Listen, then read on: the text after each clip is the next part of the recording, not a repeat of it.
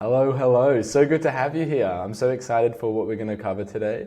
Have you ever met someone that just clearly does not have, good boundaries that they set and maintain? Or maybe you have experienced this before. I know I have. So, like they led in toxic relationships, they make excuses for the poor treatment that others give them. They take back, maybe sometimes toxic exes. We all have one, and they know that they shouldn't. So they choose to believe the words of others, their words, in light of sometimes really bad, terrible behavior that's just not healthy. Have you ever met someone like that? Like they come to you and they complain about these problems, people don't respect them, they have no problem consuming so much amount of time, so much time and energy from others to make them feel better. And then you give them something to take action on. When it comes to actually taking action to solve the problem, to destroy the cause of these problems, you give them these suggestions, they just don't want to hear about it. They just run the other way. This comes from being very unclear about what you will and what you won't tolerate in life. It comes from the standards you set for yourself, for your goals. The goals that you set then create the standards that you will hold for yourself, and that then ends up you decide what you will and won't tolerate in life. So being successful in your coaching business literally is so important that you have standards that you live by. Your standards are literally the boundaries, the framework that allows you to launch into your dream life.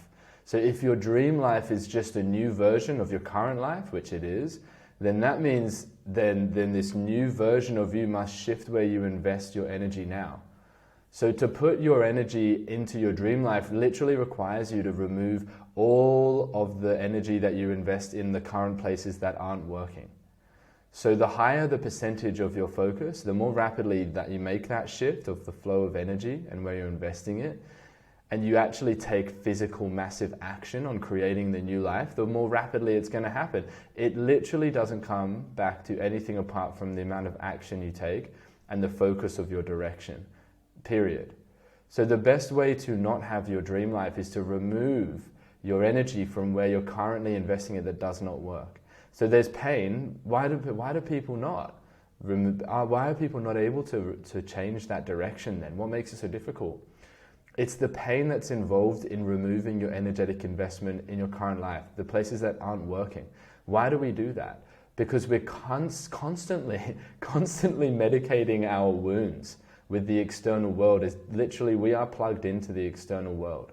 So we're constantly medicating our wounds inside, like emotional, metaphorical wounds, with this external world. So when you take your energy and focus off these medicating agencies, your unconscious mind literally perceives loss. Their dopamine, which is the motivation hormone, the getter hormone, literally decreases, so our motivation goes down. So as soon as you take action toward a worthy goal, you must simultaneously set into action new ways of manufacturing dopamine to account for that loss. And I'm going to talk to you about a bit more about that today. This is because there is a lag involved in making changes, wherein the change takes time to yield the desired result. And what the brain decides is, okay, this new direction, is it providing enough dopamine? Is it providing enough motivation? Is it providing enough positive feelings? And that's how it gauges if it's the right direction. So you got to manufacture that when you start to take action because of that lag period. So the example is like for coaches, a coach that hasn't created a client yet sets a goal to earn 10K per month. But when they go to take action, they keep giving everyone their time because it's how they have met their human need of feeling valued. They don't set boundaries. So they don't have time to take consistent action because they keep getting interrupted. Then that result is that they're unable to produce work or results worth 10K, so they don't make it. What happens is the coach goes to take action, get their goal, but they don't set their boundaries. They didn't change, right? They didn't find a new way of manufacturing dopamine. So that means they can't create results because they don't have the energy. Then they go to take action again, and they literally repeat this process, these steps. They notice that they don't create results because they didn't change where they invested their energy. It's all about that. The cycle creates the same undesired result in less time because they're just practicing the same way. Eventually they stop taking the new action and they become stuck, and all they have is a negative past reference, a negative past memory. That's all they're left with. So shifting how you spend your energy, I've got Telegram open, I'm just going to shut that. Shifting how you spend your energy is so important after setting a goal. If we were going on a spaceship, most people would say like what they want, and that's like them getting into this metaphorical rocket spaceship. Then they just expect to fly. Then they feel bad when they notice they don't take off. It doesn't work. So what successful people do is they begin first putting fuel in the rocket. Right? Putting fuel in the rocket is literally changing that energetic investment. And then they get in. They decide what they want, and then they stay completely focused while it launches. They keep investing energy in new directions. That keeps the focus, keeps the energy. They expect there to be turbulence because of that lag period at any point, and they invest their energy wisely in this time. They're manufacturing dopamine. So they have the juice required to break through the stratosphere into new space, which is the desired result. But like, were you ever taught this at school? I wasn't taught this at school. Nobody was. Why?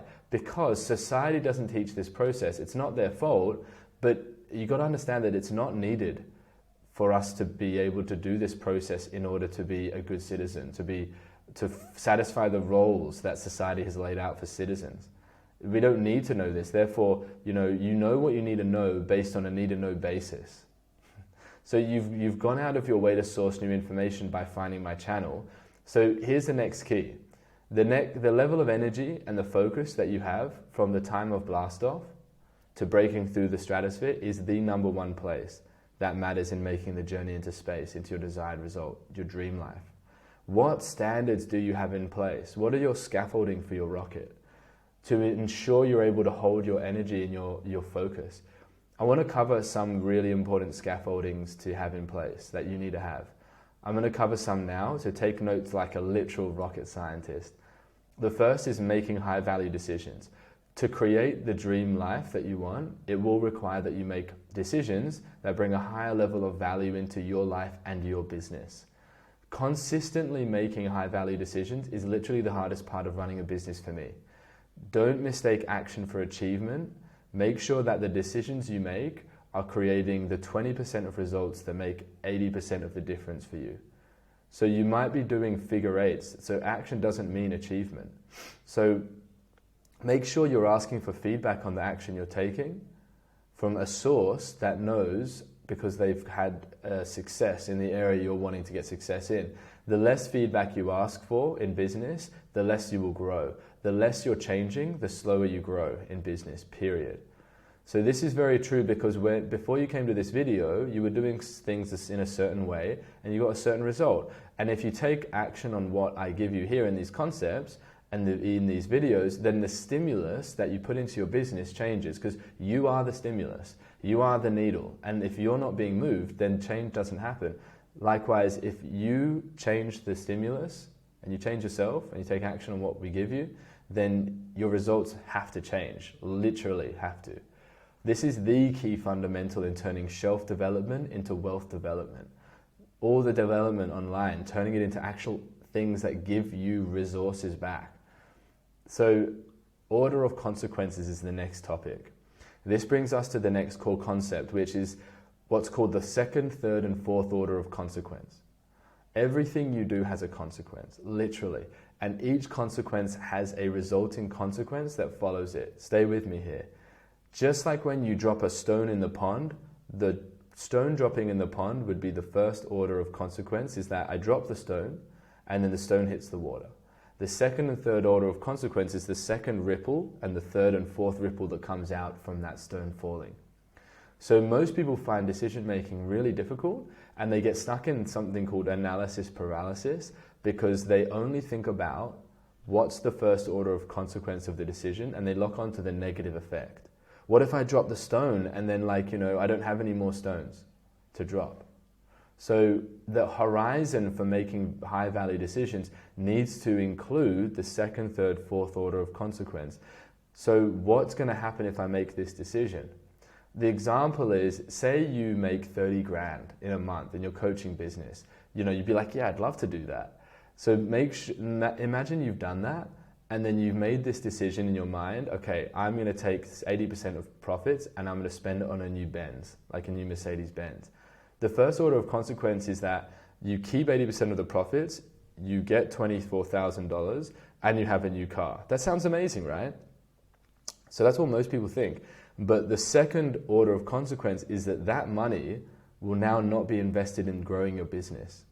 So the third order of consequence is that you'll be losing tens, thousands, hundreds of thousands, even millions of dollars over the space of a 1 year, 5 year, 10 year period by not reinvesting that money into scaling the offer that was selling.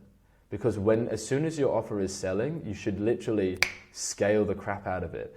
Put VAs on pushing lots of messages out to audiences, growing that audience, putting more traffic into your funnel, and then it will scale the service. So the cost of that is so much.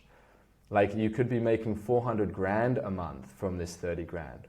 So this is the second, third, fourth order of consequence. Let's say we play that out and we reverse it. Let's say you make $30,000 in a month in your coaching business, and then you've made the decision to invest 24 grand back into hiring 6 virtual assistants that literally set up 60 appointments with prospects per week, and you hire a sales closer to close them into your program. Let's say you make that, and the first order of consequence is, okay, I've spent $24,000 on my business. Okay, there's no gain at the first order in that. The second order of consequence is you make 76 grand the next month. The third order of consequence is that you're making 500K per month 6 months later. Like you won't have to do any lead generation or sales calls ever again pretty much. And that means you have all that energy and time back. Just imagine, which one would you rather have? So that's what the power of second, third, fourth order of consequence actually means. So when most people get onto a sales call, like as your prospects, you tell them the price of a program and they just immediately think, what am I going to lose? But if you can map out the second, third, fourth order of consequence with them, then they will then be able to understand the value, the benefit, and they'll go all in with you. I do it all the time with people. So one of our highest level programs is $30,000.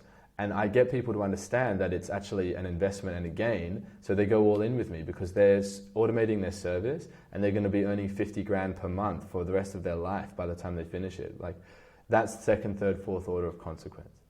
So when I first started out, I had made $0 in clients. I liquidated all my belongings and I spent my life savings to put down a deposit for a 20K coaching program that I thought could get me results. So the first order of consequence, I lost $20,000.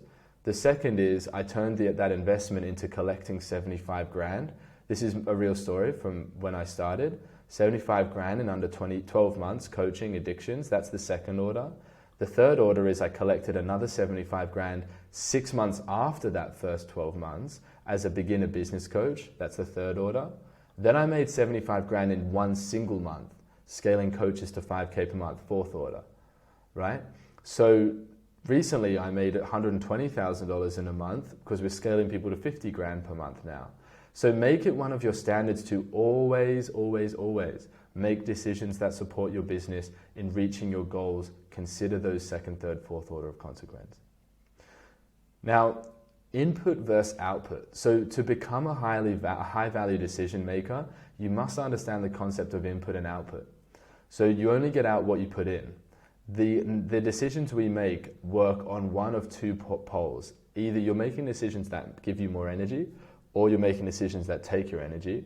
And the key is that all outputs that you make in your decisions, especially in your business, should create what we call asymmetrical high inputs in return.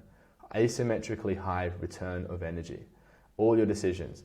We scale coaches to 10K per month, right, as an example, and charge about $4,000 to do that. That means that every 12 months, they will make $120,000 as long as they follow the system. So because the input for them is asymmetrically high as compared to the outcome, the output, which is asymmetrically lower, they feel the need to balance it out, and they literally refer loads of people because they make $120,000 in their first year, and then they've only paid $5,000. So they're like, holy shit, I need to give something back. So this is how you do it in your business, no matter what niche you're serving. So our decisions can only go as far into the negative until our life force runs out, but they can take us infinitely higher in the other direction because numbers travel upward as far as the mind can create new numbers. So it's very simple. An example, say you make a decision that requires 1 output of energy. The input you get back is 2, say that it's 2. People classify that as a good wicket. At least I'm getting something extra back. But what if you could get 10, 100, 1,000, million units back of your output? Million units, what would be the compound effect of that for your life and your business over 10, 20 years? So the example is, let's say you take drugs and it requires, I used to take drugs when about 8 years ago I quit, but it requires 1 output of energy. You get the drugs from the dealer, you take them. But let's say that it actually inputs -1 unit of energy because it brings back less, it takes away from you. That is a decision that decreases your energy. Now, example number 2 is, let's say you charge $1,000 from your coaching program and you receive 1,000 units of energy for that $1,000. That's cool, okay, that's breaking even. Let's say you put in everything to that client. You answer the phone whenever they need. You spend lots of time messaging them, consoling them, making them feel good. You accept a low deposit from them in a long payment plan. You deliver extra sessions more than you factored in. You pull all the strings. The time will come when you noticed that the 1,000 units of energy that you had initially been put into you in the form of money are so much less than you put out, and then you're running into the negative. You are getting less units of energy than you are putting in. So charging an amount that motivates you, that is more than you could possibly ever put in, by multiplying the amount of output, always creates asymmetrical levels of input back into you. So this is why we only teach our clients to charge literally so high that it causes your prospects to pause, so they can feel compelled to increase the quality of their service. So this in turn literally gets them to charge even more, and it's just a win-win. So the last concept I really want to cover today is expanding your time horizons. You must expand your time horizons if you want to be successful with coaching. This makes it much easier to set your standards and boundaries. It plays into the order of consequences in that it requires you to think not only about how the decision you're making will impact you now, but also how it will impact your future.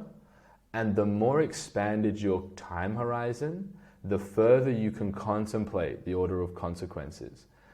So the greater the understanding that you have on what's happening now. It's just like if you look at the horizon and it's covered with clouds. How clearly can you see the sun? But when there's no clouds and it's very clear, you can see very clearly the sun. You can feel the sun. It's more real. Same with our goals. Same with our horizons. So you've got to think to yourself, what are my income and business goals? Why are they not double that? Because the horizon of your dream life is capped only by your decisions, limiting decisions about what you think is possible based on the past memories and experiences you've had of similar things that have or haven't worked. That's it. Basing decisions of the future from the record of the past is illogical because it forbids the known fact that we can literally learn new things and develop ourselves in every moment. So setting your dream life up from the infinite possibilities available to all people in the future, not limited to the past. This is a key standard of excellence, a key boundary. So this is an example. I have a goal to create 600 NLP practitioner students by June 31st, 2022. There are people out there that will look at my goals and yours and think, why would someone ever accept something so small, so low value for their lives? Isn't that insane? There are literally people out there that would say that. Elon Musk would say, that is such a tiny goal, I can't believe it. So I never started achieving the success I wanted until I raised my standards about who I surrounded myself with. I got around people who achieved what I wanted to achieve. So without a physical person to model that has the goals you want, the only other way to create success is to just go and guess and make mistakes and hope for the best. Not a lot of people, I definitely am not someone that has the guts to do that. I don't have the juice. So I always work with someone that has created the success. So remember how I said it took 12 months to make my first 75 grand as a new coach? One of my clients, Janet, literally went from $0, having 0 clients, to creating her first 3 clients and making 30K US in less than 24 hours. It's a message from her. If you want to raise your standards in 2023, my team can actually run you through a plan to start putting this knowledge to work on a 15-minute, completely free discovery call. If you also did receive value from this video and you want to go learn more, go ahead and click the link below in this video and you can join our Facebook group where we share our most valuable content. Thanks so much for joining me today. I'm looking forward to seeing you in the next video.